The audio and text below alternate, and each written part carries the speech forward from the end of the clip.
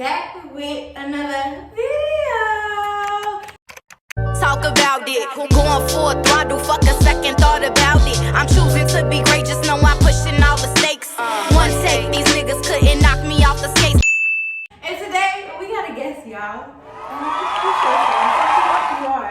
My name is Ramon. You know, I wanted to get into the YouTube space. I know Cheyanne be doing her thing, so I wanted to go check her out for real and just get me more acquainted and familiar with it. So, and I know we always have, you know, 19 keys, you know, 19 keys. Yeah, conversations. I just felt like it wouldn't be nobody best to do it with. So for sure. Okay, so today we really just gonna be, like he said, getting into these conversations. I don't know if y'all ever heard of 19 Keys, but he has this like I don't want to call it a podcast because it's not a podcast. But it's not a podcast. It's like he just have a conversation. He has a YouTube channel, and his main thing is high level conversations. And I always watch him. I'm pretty sure you watch a lot of his videos. So we really just want to put our own little twist to it and talk about like what's just going on. We started off with social media versus reality. I'm gonna let you go off at first since this is your topic. Okay, I came up with this topic. I was watching this dude named Simon Sinek, and he was coming for like millennials and Gen X because they basically say that we're out of touch with reality because of social media, which I can kind of see once we take a step back from it. And then his 4 main points, like messing up our society, or not society, but our generation: technology, parenting, impatience, and environment. But to add on to his impatience, I also want to say like we're too individualized, like as a people. So like we're too much about self. So it'd be hard for us to grow as a community when we all focus on each other. The technology, I wrote down a couple points. One, I want to give instant gratification. Whatever we can have, like he basically broke it down like this. Instead of going to see a movie like they used to be able to do years ago, like they have to actually go to the movie, see how much it costs, what time. We just got Netflix, we can binge through everything. Yeah. Or us getting a taxi or us having a ride, we got Uber. I even just said, if you think about instant gratification and like looking at social media, we post, when people post, you want that instant gratification of somebody liking your picture to notify you that, oh, somebody's paying attention to me. It's just like people are looking for the attention that they don't get in the real world. We want this instant gratification, but we also are impatient, like you said. So it just doesn't really work out well because when real life experiences come, it's like, oh, well, we want it quick, or we want this to happen fast. And I think that's where people have that lack of belief or lack of faith in a higher power, because it's like, oh, well, it didn't happen when I wanted it to happen. But it's like we so quick to like want something. I need this now. I need this now. That you said, it's individualized, so we get looped into like our own mentality or our own wantingness, that we forget that we're a collective and we have a higher consciousness who ultimately overrules us. So then even another thing is that we don't trust the process of things. Like you said, we want it instantly. We want it now, that we don't really appreciate the process of like, oh, like even with this, you got your whole setup. Your setup only gonna get more doper, and then you're gonna be able to appreciate the process to be like, damn, I remember when I just had this. Now I got this, that, the other assistant, entourage. And that's why I try to make myself aware in those moments. Like, I made a post, I don't know when this was, but I was just like basically expressing how when I first started my studio, like it just wasn't in my head what I felt I envisioned for me to have. And I had to really humble myself and realize that, first of all, you got to be grateful for where you are right now in order to get to that next level, but also you want something so quick that you're not realizing the reality of it. It takes one thing, then you add another thing, and then in that whole process, and I feel like you said, if you get so caught up in like, oh, I want this, you miss out on that process. And ultimately, the process is the most beautiful part, because that's where you grow, that's where you learn. If you just got it quick, you didn't really learn anything, so you can't really prevail to the next level. Another topic I wrote on here is person versus persona. So how you said some people fall in love with them likes. I feel like some people fall in love with the persona they portray online more than they love the actual self. No, 1000%. And I'm sorry, go ahead. Go ahead. I was gonna say, I feel like I had this conversation with my mama about differentiating the two and understanding that social media is really a facade. Like, it's not real. You know what I'm saying? You go on there to be who you want to be, but you're not showing up as your 100% truthful self every single day. I wish people showed up as their 100% truthful selves, but that's just not the time that we live in. And I feel like you have to make a choice of deciding, am I still gonna be who I am in this fake world, or am I gonna choose to be that persona? And for me, Fashchey she's me, but she's a more glamorized version of me. And I think that some people have that, but some people also have, well, these are two very different people. Because I know some people who show up on social media as people that's not them in real life. Yeah, you know? yeah, I know exactly what you mean. Like you said, not to get down on the females, I feel like it's more of a female thing, but I can most definitely see it in the male culture too. Absolutely. I can most definitely see it in the male culture. I'm glad that you said this, because we may not even see it within the male culture, but it's there, because you have to think about how many men post things just for the attention of women, and how many men post things just for the attention of other men. Not saying it in that way, but I think that a man has let's break it down. I feel like a man is going to be more impressed by a man than he is a woman. Let me give you an example. I kind of get what you're saying, though. You know what I'm saying? So let me try to really break it down, because I really want them to understand. So let's say a man is always going to be intrigued by a woman, yes.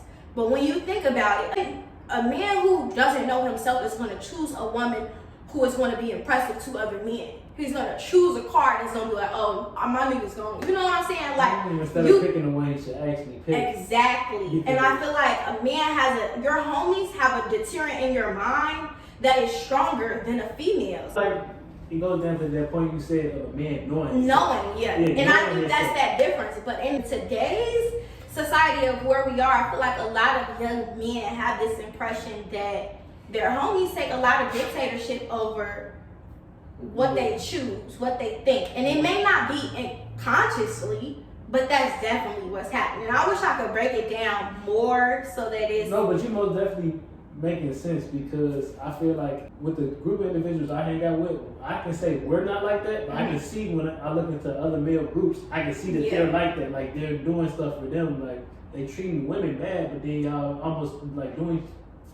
If you ever seen American Psycho with Patrick Bateman, it's kind of almost like that. It's built around that same concept of men not really actually loving women. Mm-hmm. They're doing stuff to impress them, but they're really doing it to impress their peer group. Mm-hmm. So, like, I most definitely see that. Like, and I think that's all internalized into, like, what we said about not knowing yourself. I think that is identity that can happen in male or female. And when you don't know yourself, you're swayed ultimately by other people's opinions. And through this whole process, I'm also learning that you can lose who you are after you found who you are. And I think that I've lost who I am in the process of finding who I am. I've lost who I am after I've known who I am, because at the end of the day, we're always evolving. So it's really hard to pinpoint, like, this is who I am. Yeah, it's a constant struggle, because stuff you used to like or interests you used to like might not hit the same, or friends that you used to hang out with might not have the same goals. So it's almost part of, like you say, you finding yourself and finding people to stay equally yoked and on the same level with. Mm-hmm. So, like, this part of you might die, so you might evolve into this new version of you. Like, I might not like art today, but I might like art 10 years from now. Mm-hmm. You're just finding that what you do and what you don't like. And like you said, we're constantly evolving, so it's like hard to put yourself in a box, which you're not supposed to do. I don't believe it. Yeah, I don't either. Okay, so I have this question. When you're consistently evolving, you ultimately don't evolve with everyone that's around you. So how do you maneuver through realizing that you're not the person that you were when you first got in that friend group, or you're not the person who you were when you first were friends with that person, and now it's like, well, I'm not that person anymore, but you still like to do those things. How would you maneuver that? One, I want to say, I feel like it's different for females and males anyway, because I feel like our relationship dynamics are different. Yeah, I feel like y'all could hang out with them regardless, because you don't really. Yeah, but it's always the level of hang out, or it might be like, oh, we see each other and it's still cool. But I feel like females, if y'all just veer off from each other, it's gonna be like some type of animosity under. Like, maybe I'm wrong, but that's what I feel like with females. Males, we can not talk to each other for 30 years, it's still gonna be the same love from the last time we seen each other. But I feel like it's also you knowing which homies are aligned with you, and like, oh, we're all doing this, going this direction, and then homies over here, like, it's still love, but we just going two different paths, and like, so we might not talk as much as the homies over here, because the homies over here, yeah, they homies, but at the same time, they business partners. We pursuing the same thing, in the same world. And over here, like it's still gonna be love and respect if it was that from the start. Right. So I feel like it's not hard maneuvering it as a male, but how do you feel like it? I feel like for a female it may be harder, and I say that because I feel like I'm currently going through that transition of just trying to figure out how to keep certain friendships, but knowing that also I'm not the same person that I was when I first started that friendship. And I think that it also takes allowing your friends to know who this new version of you is. You can't just like really expect people to know like, okay, well, she doesn't like to do this anymore. And so I find that maybe taking the approach of communicating, okay, well, I like this now, or you know, I don't necessarily want to do this anymore, but maybe we could do this together. Just like communicating, because I feel like it's just that balance thing. Okay, I know that you like this, but this is something we both like, so let's do this instead. So I feel like that would be the route. I could even suggest trying out new things they said they want to try in the past that you might be interested in, because y'all might not be able to keep that relationship where it used to be, but y'all might be able to evolve into something new. Yeah, definitely. That was a good answer. What's next? Did we go into because we broke up we was about to go into the things, but then we went into something deeper. So we talked about technology. Okay, I have one more point for that. Yeah, parenting next. One thing else I have for technology is that it's just addictive. Like us getting notifications. TikTok, come on now, it's called TikTok for a reason. TikTok. In my head, when I get on TikTok, I get on TikTok 2 weeks time. If I'm waiting on something like, and I know it's like, all right, I need like 10 minutes to pass, I'm gonna get on TikTok. Like, I'm gonna go get on TikTok because the time gonna go past so fast. But that's crazy. And it's like, if you don't have the awareness to tell yourself, hey, listen, it's time to get off of here. TikTok, you know, but some people will. And I done did that before. Like, late night, I'm just scrolling. But at the same time, you also have to be very conscious of the fact that you're consuming all of this. That's a lot of consumption. Like, do you know how much content you're consuming? And all of that is still in your subconscious mind. So now you got all that on top of shit that you got to do at home, the shit that you got to do at work, what you got to do next week. It's just like, you don't need all of that. And then that leads to what is it called? Feeling overstimulated. Yeah. And then that's just a whole other thing, because you don't feel like doing nothing. And then even being overly stimulated, I feel like that leads into like people emotional connection with each other. Like human interaction is not the same. You don't want to do it. Yeah, because I didn't already met all my needs from. But can we talk about post-COVID? Like, okay, so for me personally, I feel like in high school, I was very much more sociable. Maybe. I feel like I was more social. Going into conversations, it was much more smoother. And I feel like I'm an amazing communicator. And when I walk in the room, I can hold conversations. But now I feel like, I don't know. When I walk, I have like this anxiety. Like, and it's just like, what is that? Like, why is it that I'm like, don't ask me to go nowhere by myself. I don't want to do it. Like, not like to a social outing. No, that's big for me. See, I kind of feel you, because I feel like I can hold conversation pretty well too. But for me, anxiety was always there. I feel like I was kind of in the same boat as you. Like, I could be a very social person, but that social anxiety was always there. Like, it never went away. And But that's new for me. You said it's new, like, so it's you never. New. Old me could walk in the room and I feel completely comfortable. I can talk, do this, but now it's just like this. And I think it's because we've had that break from actual communication and like human interaction, that it's just like, now it's like, what do I say? Like, I'm thinking in my head, like, what do I say? Like, why? I've been saying that a lot lately. Like, people say like, "Hey" to me or "Good morning." What do I say? What? Like, why don't you know how to just hi, hello, how are you? You know, sometimes I just get definitely feel you, but I think you just said it. It's the break that we had from communication, and then on top of that, we got these distractions. Like, it's a little distraction. Instead of You will be in an argument with a significant other, and they go to the phone instead of having that argument. Why? Because they can run away. But I feel like I can't do that. Listen, we about to talk about this right now. Maybe it's just a Leo in us. Because some don't get misinterpreted, and I don't need none of that. Okay, we just need to have a conversation straight there, right there.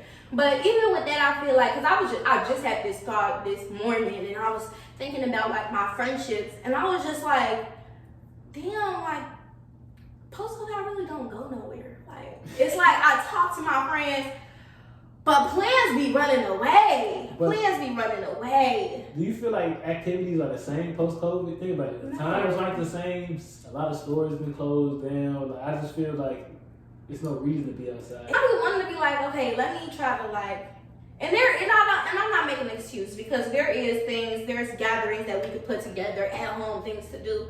But it's just like I don't have that urgency to do that in this time. Like, I don't. And I feel like that also goes into where we are in life, and us just navigating who we are, what we want to do, where we are right now. Because shit, you can know yourself last week, and now you like, I don't know what the fuck is going on. Like, dead ass. So I got a question about that. Like, do you feel like feeling like that isn't more like a post-COVID thing, but more of a just growing up? Like, just growing up. Think about it, when you was in high school or even a year or two after, like, certain things that you would do. Like, you wouldn't even think nothing about it. You're like, yeah, I'm going immediately. But now it's like, man, I done did it already. No. The next one was parenting, right? Yeah. And for what I got down for parenting is, I feel like it was a shift on how it used to be and how it is now. Like, the parenting style. But it's still a little bit of a mix in there. Because you got some parents who still take after their parents' ways, but you still have the new parents who have these new practice teachings of, like, you know, what is it called? Soft love or... It's something that the parents do now. But basically when they're kids, with their friends with their kids. Yeah. Like, I don't like that saying. Because there's some parents who are friends with their kids. Yeah, you can be friends with them, but I think some parents, it's an emotional connect. I think that's what that transition is, and I think that's why a lot of older age parents don't like it, because it takes into consideration the child's feelings. So for me, I like the approach of consoling your child's feelings, but taking them into consideration. I think that people have that authority, like, your child should know that you're the parent, of course, but I think that authority thing just goes a little too far. You know, I know definitely got to be a balance between taking your kids' emotions into consideration, but also still having that iron fist. Like, when you raise your voice, it's like, But do we have to do that? Like, if we never used that approach before and we learned another way other than yelling, would it work? It's because people have already started out with yelling at their kids that they know only that approach. Okay, Cheyanne, have you ever seen them super bad babies? No matter how many times you tell them stop, or not even babies, like 1, 2, 3-year-olds, no matter how many times people tell them no, stop, they just keep going. Yeah. For them, I feel like we need that type of parenting. But do you realize that they're 1, 2, and 3 years old? And that's what my psychology is, because I think I used to have the same perception, like, shut your ass up. But at the same time, it's like, that's a child, you know, and you have to think about it. A child has the same emotions that we have in a way smaller body. Yeah. So maintaining and raising that is so different. Like, they are upset as hell for them. Our excitement is like above this world, you know what I'm saying? And understanding those differences, and also realizing what we talked about, us having a lack of patience also goes into us having a lack of patience with our kids. I'm not a parent, but that was good. No, you're right, because you kind of changed my perspective a little bit. I feel like if we instill certain things into our kids, it'd be hard for us to have a bad kid, necessarily to say. Like, but when you start off with that approach, what do you expect? You kind of breeding like it. I feel like that's what kind of leads to a lot of broken individuals anyway in our society. Because I can admit to it, that's how I was raised. See the problems. Me going to therapy and me having an online coach and talking about it, I see the problem most definitely. Like, dang, they came from that. They came from that. Like, and I was like, if I was never raised this way, would I be this way? Because I don't know if you heard about attachment styles. Yeah. You heard it? Recently, I've been talking to my online coach. She told me I have an anxious attachment style. My significant other right now, she has a dismissive attachment style. Okay, so explain both of those for us. Okay, so it's one attachment style is called occupied anxious attachment. That's basically where you get this real deep feeling of abandonment, and your self-esteem can be real low sometimes. So You need someone else to be that pick me up. Yeah, you need that other person that kind of you need the affirmation, reassurance. So you need to basically co-regulate. You don't know how to self-regulate, so you steady reaching out. And my significant other, she's dismissive. She shuts down. They call it like an emotional bandwidth. They can only take so many emotions till it's like it's too much. Like I don't even want to talk about it. And then they're scared of being vulnerable because they're scared of getting hurt again. Ooh. So they just shut down. So the thing is, I might be triggered, but me being so triggered, I might go trigger her. And the thing with dismissive avoidance, like they just shut down and they're good at self-regulation, not co-regulation. That's why when they feel too much, they just separate. Yeah, they just separate so they can go calm themselves back. And before I had the knowledge of that even either one of us with that attachment style, I'm looking at it like, what's going on? Like I'm really mad about it. I'm like, but you said you would do this. My therapist told me you can't be criticizing her like that. You gotta uplift her because if you criticize, she's not gonna trigger her deeper to go into her shell. And I'm like, damn, if I knew this shit, like. But ultimately, you're going deeper in yours too. The more that you exalt that energy into that. Most definitely, but with me, I gotta learn how to be attached. So basically, that's the way she is. It's basically swip swap. How I am, she needs to be a little bit more. The way she is, I need to be a little bit more. But that's why y'all in each other's lives to teach each other that dynamic. We was talking, so we hit on parenting. What was the first one we hit on? Parenting. Technology was the first one. Now parenting. I said it was a shift with the parenting. But then another topic I got, there ain't no role models or no template. Like, oh yeah, the first example that comes to my head is the music industry. Most definitely. There's no, like when you think about who would you want to be a role model for your child in the music industry, who are you going to think of? It wouldn't be nobody.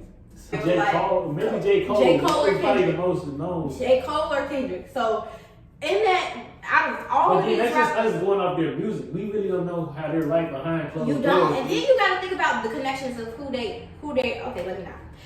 That's you know, but like seriously, it's like no role models. You have to think about. You look at these people interviews, and you see their responses to what do you say about people and how they say you should be a better influence to children, and they be like. Well, they shouldn't have their kids listening to it, but it's like it's all over the radio, it's all over everywhere. How do you really expect for a child to get around it? And I think that it's because people are so accustomed to the fame of what everyone else likes and what this whole little era is about of just. And I was talking about that at this music event.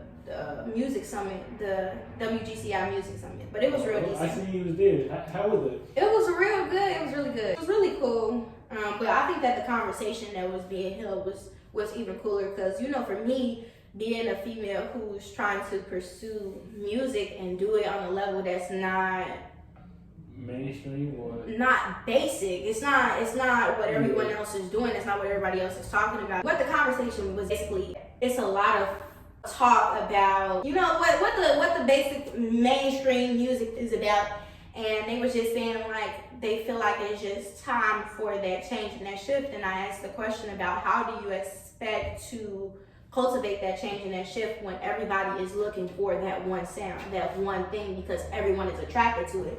And I think that it has to be an overall mental shift. Like there has to be somebody who's already big enough to be like, this is what's cool now. Yeah. And I think that people are followers. People have been followers for a very long time. I feel like a lot of people gravitate towards things because it's what everybody else like. It's what everybody playing in the parties. It's what, you know what I'm saying? And, okay, say for instance, if this is the mainstream people who everybody listening to, they the energy source that everybody's gravitating to. So until somebody or a few people in this energy source navigates and say, all right, we making some shit, or oh, this cool, or validate somebody in that realm, I don't really feel like it'll be uplifted to that point, or until somebody comes through and just breaks through that shit. And that's really what I want to do, like just break through that shit. Like, I think that I stop myself with music because I don't put it out. Like I have so much shit. It's just that I don't put I it feel out. like a lot of us go through the moments like when God already got our blessing there, He's just waiting for you to do the action. Like you might have prayed with your blessing and you don't even know it's one step to the left.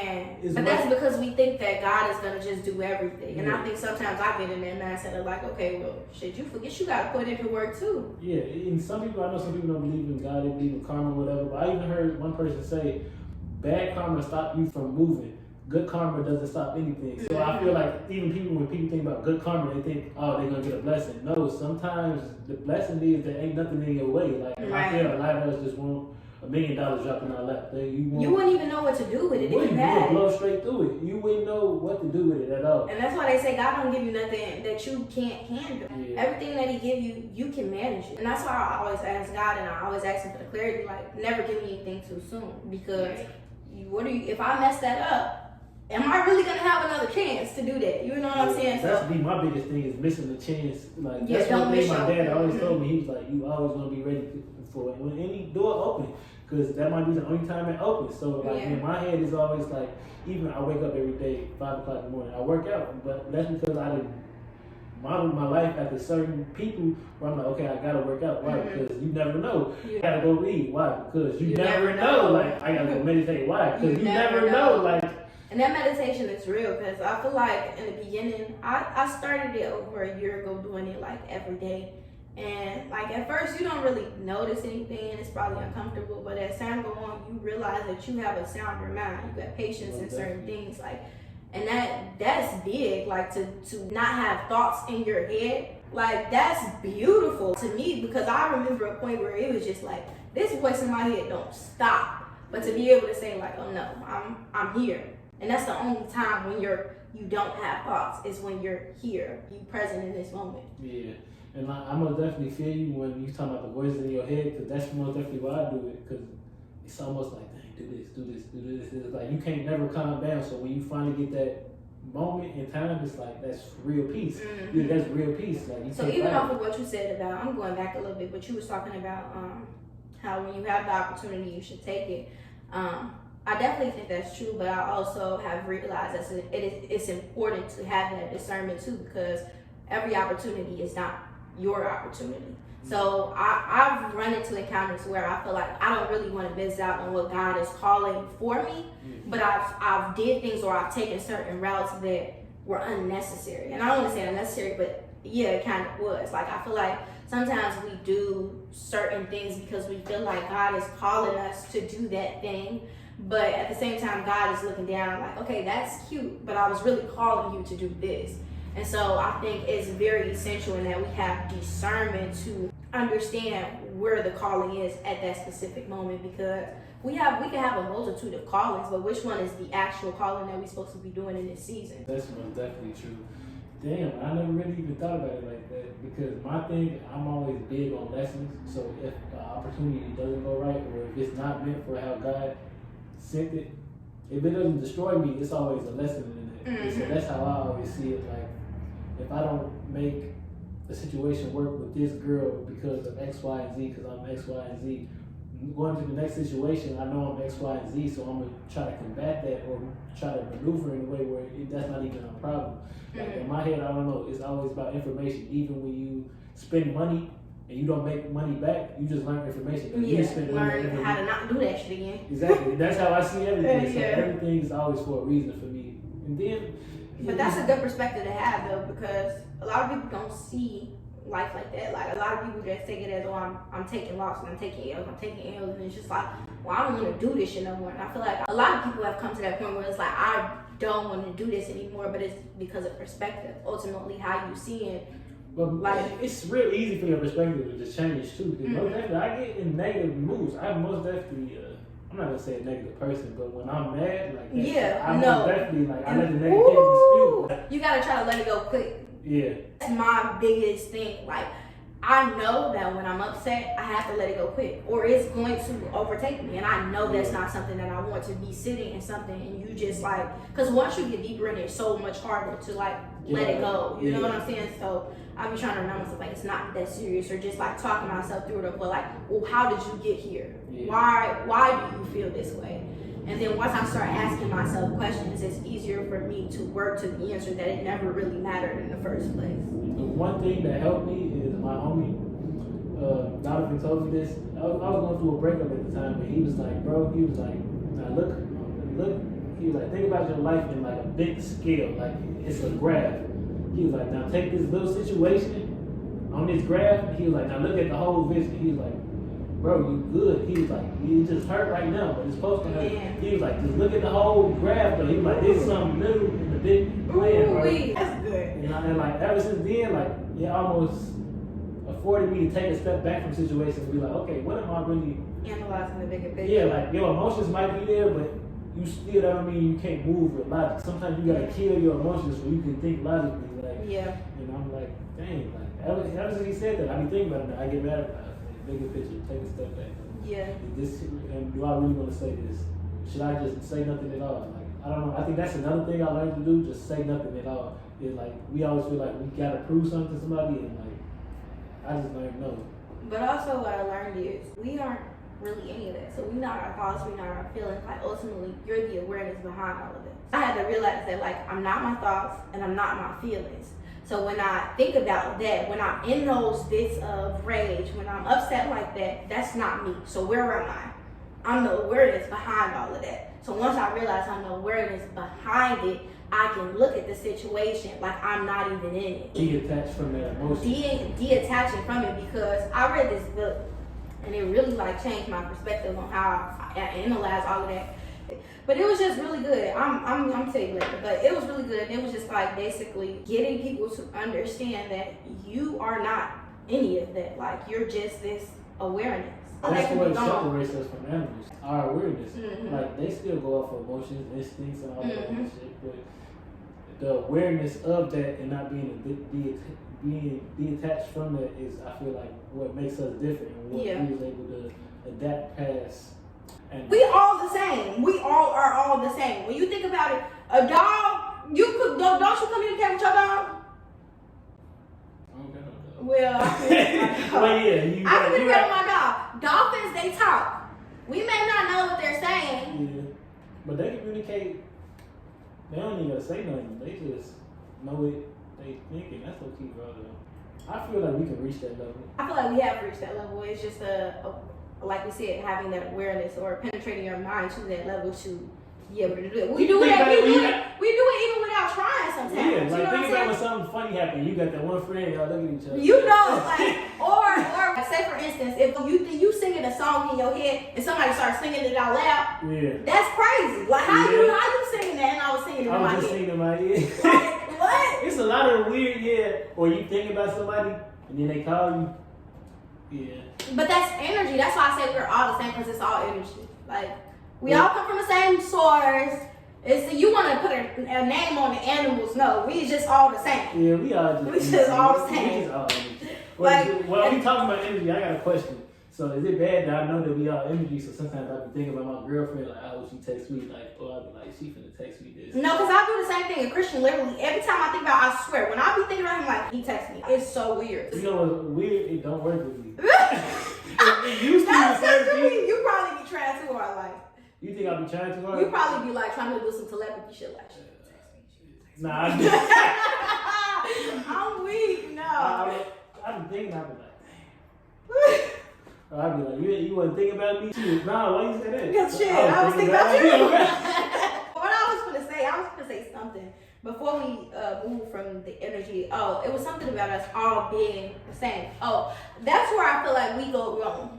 Like as a collective, I think that we, like you said, we individualize too much and we think of ourselves as like these individual beings, but in reality, shit, we all connected. We all come from the same source, and I think that when people start to realize that you're me and I'm you, you have a certain level of respect for that person because you can see yourself in that person. That's why I was having a debate with a couple friends, and I asked them, like, when you encounter, like, the people that you encounter, do you see yourself in them? And some of them said no, some of them said yeah, but for me, I literally have to try every single time I have an encounter with somebody to see myself in them, because that's the only way that you'll really, like, I don't want to say connect with somebody, but have the same mutual respect that you would for yourself. Yeah. You know what I'm saying? So that whole thing I feel like is missing in a lot of people because, for one, you have ego, which comes into play so largely with this generation because it's oversaturated. It's people wanting, oh, I'm better than you, I'm this, I'm that. It's inflated. Yeah. So it's just like that sense of ignorance, because not knowing that we're literally the same. Yeah. You know, and I think that not having that connection is what ultimately separates us, to be like, oh, well, shit, you different. Some people, you're not going to hang out with certain people just off how they look. You never got to know this person. You don't know nothing about them. But some people, in the way they treat homeless people, you have an inferiority over them because you know that they're homeless. Like, that's sickening. If anything, like how you said, you should see yourself in them. Like, damn, if that was me. That could be me. It's not if that was me. That could be you. You just had grace over your life. People don't think about, like, that's somebody else's circumstances, but it could have been me. I feel like that kind of ties into parenting also too, how you see people and how you see yourself. Because you take after what it is that you've seen. Yeah, because me growing up, like my mom, she gave to the homeless. Like every time she seen a homeless person, she would give them money. So like, and me, like it's almost like how she would say, like that could be you. Yeah. It's instinctive. Like for me, not to want to, like even me giving so much as I do, going back to the attachment styles, I give a lot. But that's because that's what I would want in return. But also, I feel like going back to the homeless people, I give to them because, like you say, that could have been me, and I would want that same thing in return. So I feel like that's parenting, because some people, parents, they keep them at a certain level of self-esteem, confidence that they can't love themselves, so they will never be able to love or see themselves for anybody else because they don't even know who they are. Ooh, that's the one. If you don't know who you is, how you gonna see yourself in them? Ooh. Simple as that. Like even me, like I can say it's women I've met with in the past. I'm like, dang, I see certain parts of my old self in them, and I fall in love with that person because I knew where I was at that place. So now I'm trying to give you all this love I wish I had at that place. But then another thing, somebody told me, if somebody going through their karma or God got them going through a journey, leave them alone. Because you gon' it's gonna sting you. It's gonna sting you. Like, and I learned that the hard way of just like understanding, like wanting to give to somebody because you've been in that season, or like you know what that feeling is, but at the same time it's like if you don't realize what the situation is, you can end up pulling yourself down because you're trying to save somebody that ultimately they may see the good in you and they may see that you want the best for them, but at the same time they only know how to drain you. They don't know how to pour into you. So it's just like if you don't realize that someone is going to drain you instead of pour into you, you're going to be sucked into some shit you ain't trying to be. At least we pulling it back to what the main thing is. Yeah, I had to tie it back in, but we've been tying it in here and there. We have. I feel like it's all been tying into each other. Yeah. But also, wait, before we go on, I do want to say, like, parenting is, like, has to be, like, one of the most important things because that shit passed down. Like, and then you got to think about it. Like, if you don't break a cycle, it goes down to your child, and that child has to break it, and if they don't, it keeps going on. So that's what you call a generational curse. You know what I'm saying? So I think that, especially in the Black community, we have fucked up tremendously, and we have so many like generational curses, and I feel like this generation is either going to be the ones to break it or be the one that's broken. Yeah. I most definitely. I feel that every day. That's one of my biggest like things that sit on my mind is like, I care about the world, but our community and you gotta start there first. There is no other way to go because ultimately God always gonna pull you back to that center. And I had to tell myself that too, of just like me wanting to know, like, okay, you want to impact the world, but you have to start with the people around you first. I know easy answer to it for real because we can say, oh, we need to stop listening to this music. They're not going to stop listening. We can say, oh, they need to stop watching.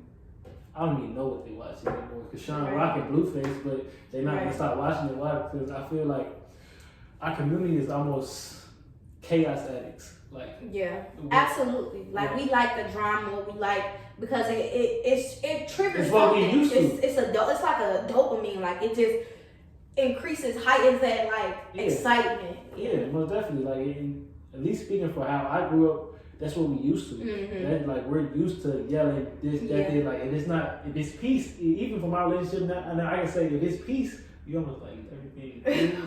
I'm weak like we had an argument a week and a half. What's going on? Got time for that? It's been 15 days. Like, but you still love me like that.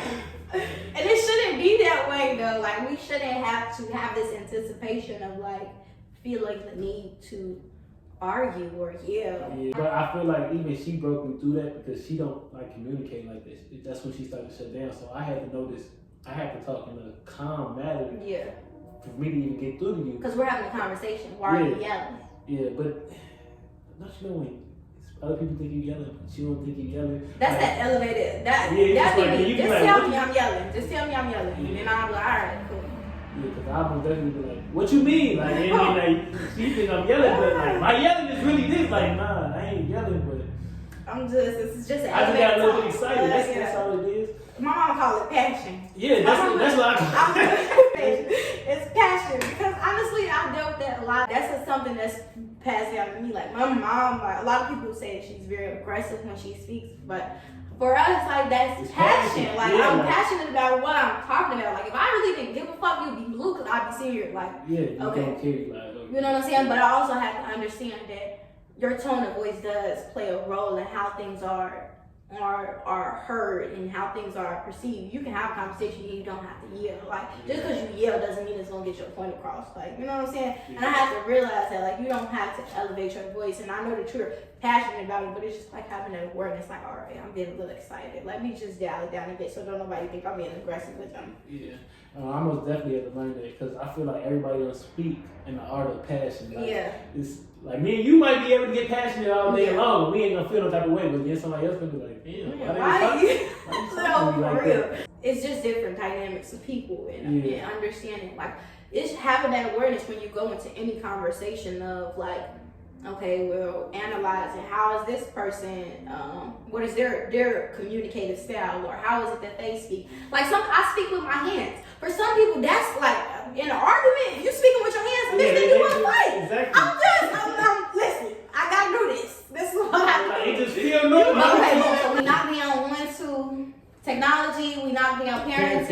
And we in the middle of impatience and individualism, unless you got any other points on that. That impatience is real. I feel like everybody has a little bit of taste of that. I think that's why it's so essential to cultivate things in your daily routine that help you like balance that, or like at least not balance it. Well, yeah, try to balance it or like cope with it. Like I said, with the meditation and just like, yeah, I ain't got to my full level of patience, but like in certain situations, I am more patient. I can sit in traffic and just, you know what I'm saying? Like little stuff like that. And it's just like, we have to figure out our different ways of how is it that we're going to improve our patience, because ultimately being impatient not gonna get you nowhere. God's timing is way longer than what ours is, so it's just like you're gonna be waiting regardless. It's just how are you gonna be in that waiting season? Yeah, and I feel like patience is like just letting go. Like patience is almost like learning the art of detachment. Just letting go, and what's gonna be is gonna be, and what's not is not. That's when this environment, which kind of plays into like what we was talking about with the music, media, TV, news.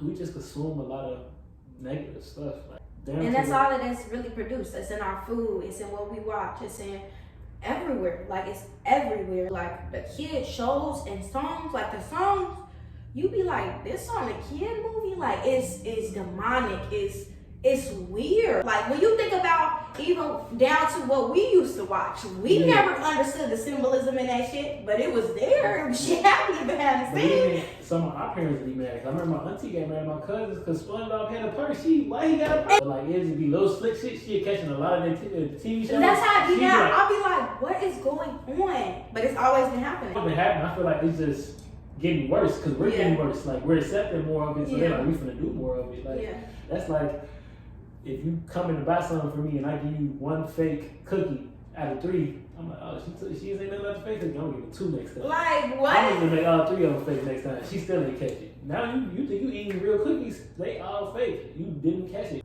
or you seen it. You didn't say nothing. And you like, oh, he gonna do better next time. It's just corrupt. It's all corrupt. It's corrupt. The music, everything. And then it's just like, I'm not even gonna start. I'm gonna start going into my conspiracy theories, and I don't got time for that. I entertain it, but maybe that's for another video.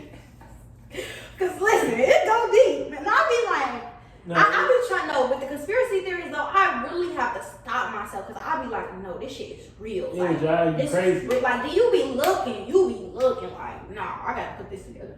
Some people out here, you be like, what the fuck? Yeah, nah, it was. And then thinking about it was the driving me industry that crazy. you want to go into, music. The industry of music is very fucking evil. It's very demonic. It's very like, it's in your face. All this shit is in your face. So it's not like it's hidden. It's just that everybody want to be fucking ignorant to the reality of it. But it's just like, what the fuck? And then like, that's why I can't put myself on that loop of that. Like I have the awareness, and when God tell me, He tell me. So like, it's just like, when the time comes for me to be in the music industry, I just need God discernment, because it's evil. Like I don't know how else to. I feel like the best advice is for you to stay independent. And you don't even have to be, at least in my eyes, I don't have to be the little dirt G Herbos. I can have my fan base of 100,000, and that's cool enough. Once you get to a certain power, like once you get to a certain level, they say you can't even exceed like. I'm trying not to go there. No, but like they say, like, you know, like you can't go past. So we in the video. Yeah. This was a really, really, really good conversation. I hope that y'all tune in for more. If y'all like this, make sure you tap the thumbs up button and definitely interact in the conversation in the comments, and let us know what y'all thought about some of the topics, because this was a good one. What you guys say, Ramon? Hopefully we can do it again. More topics, more conversations. No, for sure. Maybe next time we can add some more people too, see what they thoughts is. But yeah, I really like this, because we definitely got to like have a good ass conversation about a multitude of things. But I'm pretty sure it's all gonna click, because that's how I be when I be watching like other people podcasts. I be like, damn, like they're making a lot of different points. But when you be in the conversation, you be like, damn, I feel like I jumped over 5-7 things. Yeah. But this was really good. Make sure y'all like the video and leave a comment. Fash, fam, for life.